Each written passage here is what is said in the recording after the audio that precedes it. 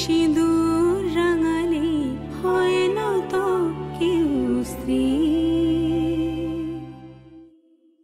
সাত পাকে বাঁধা সুর সাক্ষী গোলাপের গন্ধে বেহাগের ধূপ জলে ভরে দু নয়ন আলতানো বেনারসিতে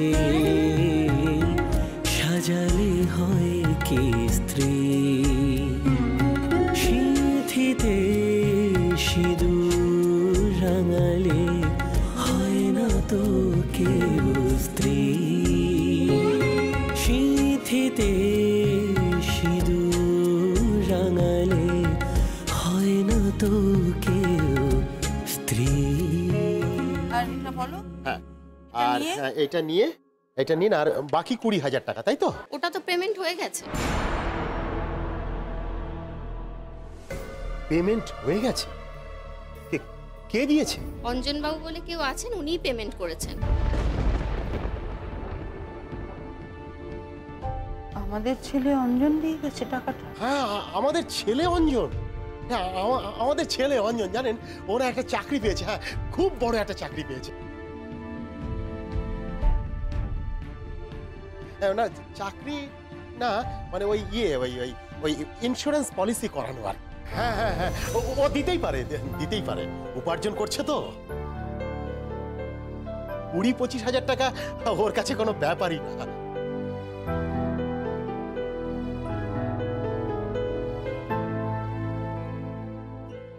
সত্যি বলতে কি, মানে এত টাকা আমি তো কখনো জীবনে উপার্জন করিনি। থামবে একটু খালি বাজে, কিন্তু আমি ভাবছি এতগুলো টাকা বড় পোকা দিল। হ্যাঁ, দেবে না কেন? চল চল, মানে এসো।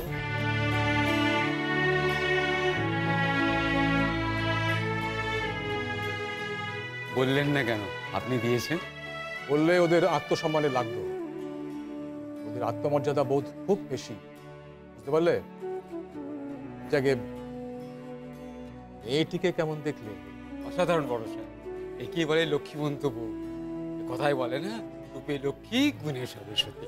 হ্যাঁ, এই মেয়েটিকেই তো আমি পৃথ্বীর বউ করে নিয়ে আসতে চাই।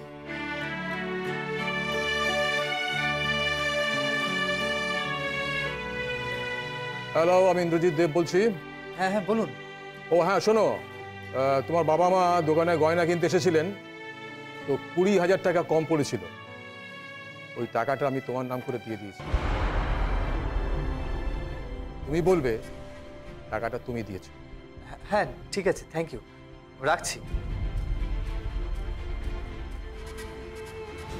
শোন মানু, তুই বেরিয়ে যা পৃথ্বীকে নিয়ে, আমি পরে আসছি। আগে আগে ফোনটার অনেক বড় ঘরে বিয়ে হচ্ছে। আমার ছেলে।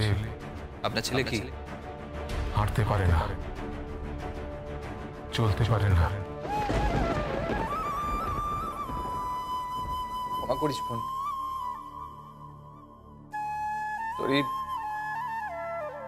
তোরই বড়দাকে ক্ষমা করে দিস পারলে। পরিবারের সবার স্বার্থে তোকে বলি দিতে হচ্ছে। একটা পঙ্গু ছেলের সাথে তোকে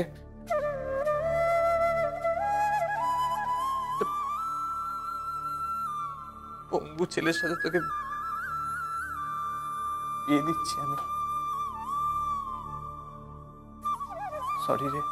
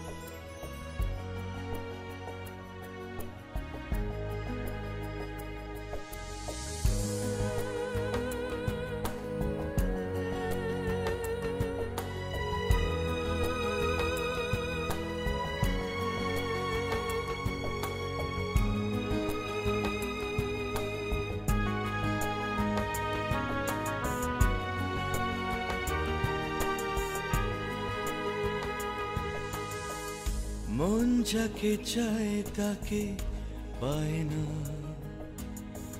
স্বপ্ন আমার ভাঙা আয়না। মন যাকে চায় তাকে পায় না, স্বপ্ন আমার ভাঙা আয়না। ক্লান্ত দু চোখ শুধু খুঁজে ফিরে হৃদয়ের গানে, বেদনার সুরে হাহাকার। স্মৃতি আর আমি একা এই ঘরে একাকার, একাকার, একাকার।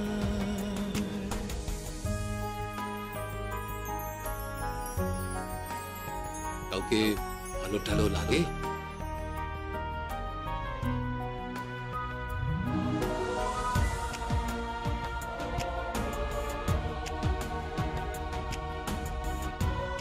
কোথাকার মেয়ে ফুটপাত থেকে তুলে আনছে?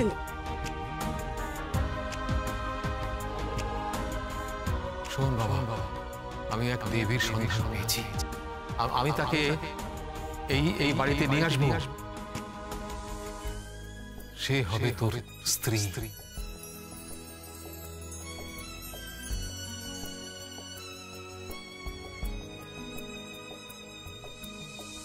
ভাবিনি এমন হবে, এ ব্যথা আমায় পাবে। ভাবিনি এমন হবে, এ ব্যথা আমায় পাবে। কেড়ে নেবে সব অধিকার নীরবে।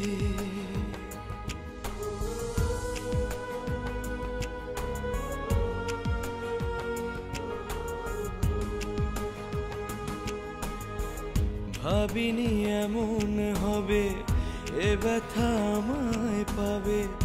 কেড়ে নেবে সব অধিকার নীরবে। Come to me, come again, feel my heart once again. Come to me, come again, feel my heart once again.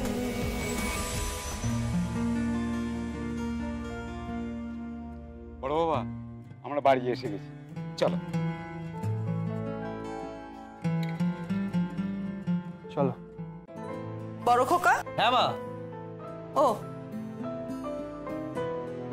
তোর বোনের বিয়ের গয়না কিনে আন। অবশ্য তোকেই বা বলছি কেন, তুই টাকা দিয়ে পরিবারের মান বাঁচালি। কি গো, এবার তোমার ছেলে হাল ধরেছে তো সংসারে?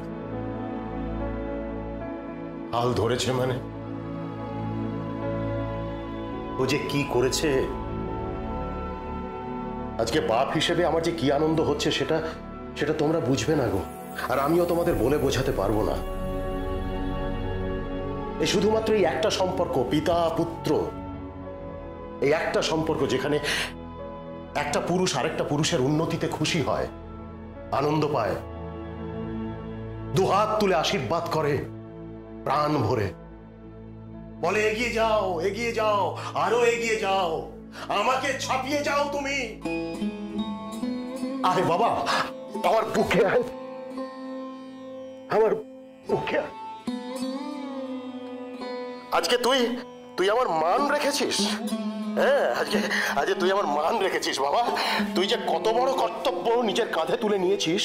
হ্যাঁ, তুই বাড়িতে অবিবাহিতা বোনের বিয়ে দিচ্ছিস। আমি ভাবতে পারছি না নীরু। এই সেদিনও এইটুকুনি ছিল।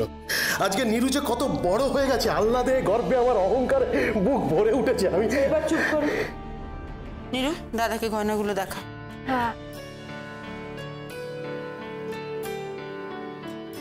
হ্যাঁ রে, তোর কেমন লাগলো? পছন্দ হয়েছে তো? হ্যাঁ, তুই খুশি তো? খুশি তো মানে আমি তো এখনো পাত্রকেই দেখিনি। পাত্রকে ও তো ঠিকই বলেছে, আমরা তো কেউই এখনো পাত্র দেখিনি। ইন্দ্রজিৎ বাবুর ছেলে যখন, তখন ভালোই হবে। আচ্ছা মা, তুমি এইভাবে বলছো কেন? তুমি তুমি কি করে জানলে? আমি কি করে জানবো?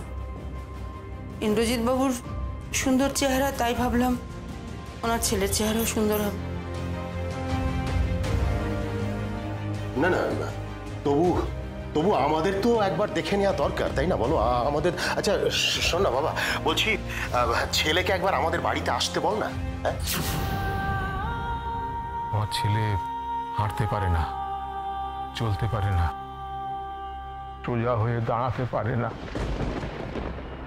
আরে আসতে বলার কি আছে? আসতে বলার কিছুই নেই।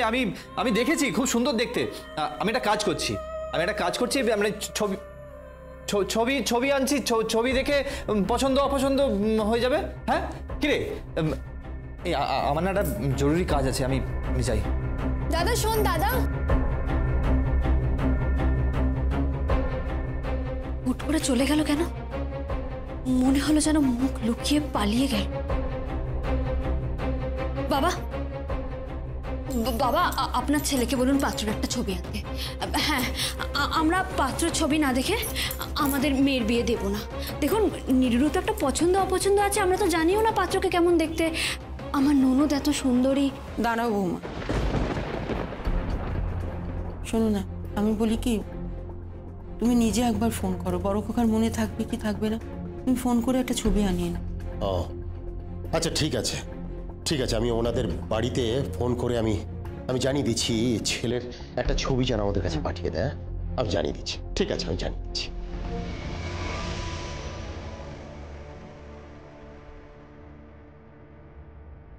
নীরু, যা গয়নাগুলো আলমারিতে তুলে দে, সাবধানে রাখিস মা।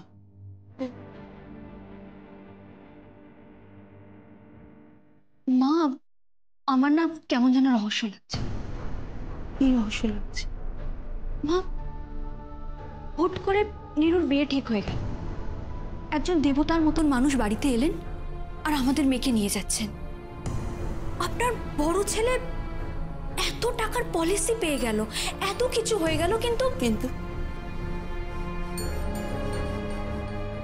কিন্তু আমরা ছেলের সম্পর্কে এখনো কিচ্ছু জানি। বৌমা, তোমার শ্বশুরমশাই তো বললেন যে একটা ছবি আনাবেন। মা, তুমি বোধহয় জানো না বৌমা, তোমার শ্বশুরমশাইয়ের সঙ্গে যখন আমার বিয়ে হয়, আমি ওনাকে চিনতাম না, জানতাম না। বাড়ির থেকে হঠাৎ একদিন বলল তোর বিয়ে, ব্যাস ঘোষণা হয়ে গেল, মানে উঠছুরি তোর বিয়ে। তখনকার দিনে তো মেয়েদের মতামতই নেওয়া হতো না বিয়ের ব্যাপারে, জোর করে চাপিয়ে দেওয়া হতো। বরং এখন তোমরা মেয়েরা অনেক স্বাধীন বৌমা। এইভাবে একজন ছেলেকে তোমরা দেখে নাও, জেনে নাও, বুঝে নাও, সুন্দর একটা প্রেমের সম্পর্ক তৈরি হয়, তবেই না সেটা সম্পর্ক। আমাদের সময় তো আমরা চিনতাম না, জানতাম না, না বুঝে পছন্দ অপছন্দের কোনো কিছু না করে জোর করে একটা সংসার। মা, আপনি বাবার সঙ্গে সুখী নন? কে বলেছে আমি সুখী না? মাস্টারমশাইয়ের মতো লোক কজনের কপালে জোটে? সারাটা জীবন উনি শুধু আমায় শিখিয়ে গেলেন, আমার শিক্ষক হয়ে রইলেন আমার পাশে। কিভাবে সারাটা জীবন চলতে হয়, কিভাবে সৎ পথে থাকতে হয়, কিভাবে নিজের সব স্বাদ আহ্লাদ বিসর্জন দিয়ে অনাহারে একবেলা না খেয়ে জীবন মা, মা শুনুন, মা, মাকে প্রথম এইভাবে কাঁদতে দেখলাম, প্রথমবার। কিন্তু কেন?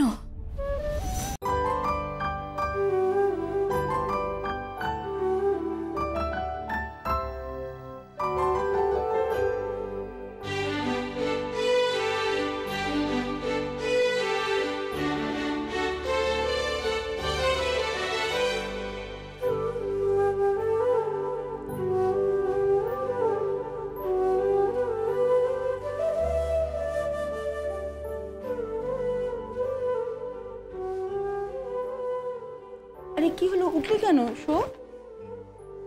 না, ঘুম পাচ্ছে না।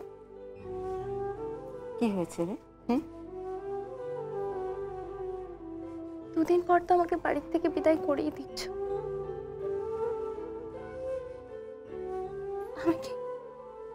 আমি কি তোমাদের খুব বোঝা হয়ে গেছে? এসব কথা বলতে নেই, পাগলি কোথাকার। তুই বোঝা? তুই তো আমাদের বাড়ির প্রাণ রে। চলে গেলে এই সংসারের কি হাল হবে আমি শুধু সেটাই ভাবি। পুরো বাড়িটা খা খা করবে, আর তোর এই মায়ের বুকের ভেতরটা ফাঁকা হয়ে যাবে রে। মা, তুমি কাঁদছো?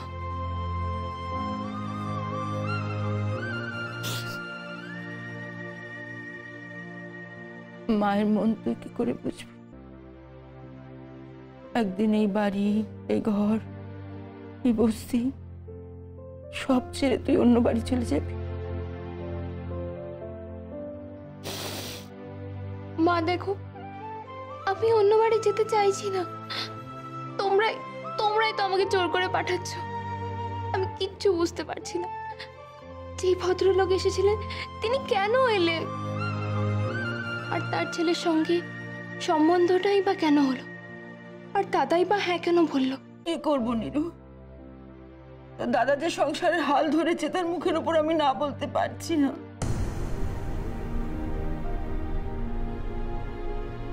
ও, তাহলে বিয়েটা তোমরা দিচ্ছই? পাত্রের ছবি আনতে বলেছি, যদি তোর পছন্দ হয়, যদি সবকিছু ঠিকঠাক থাকে তাহলে তোর বিয়েটা দেবো মা। শুয়ে পড়, অনেক রাত হয়ে গেছে।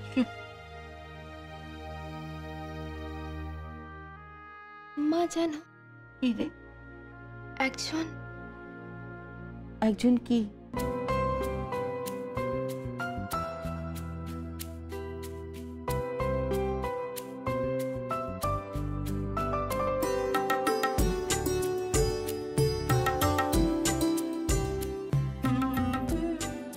না, কিছু না, তুমি শুয়ে পড়ো। আমি শুয়ে পড়বো, তুই শো আগে, ঘুম।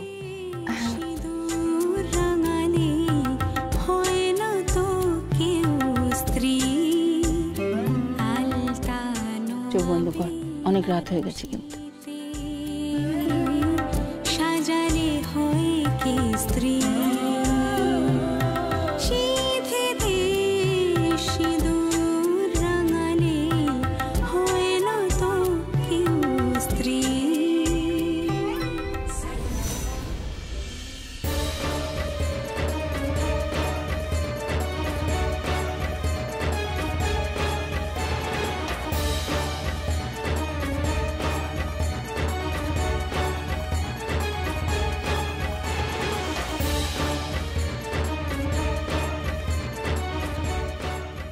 না মা, কাউকে বলো না মা, আমি স্বার্থপর হয়েছি। আমি ওই বাড়িতে বোনের বিয়ে দিচ্ছি, তোমাদেরকে সুখে রাখবো।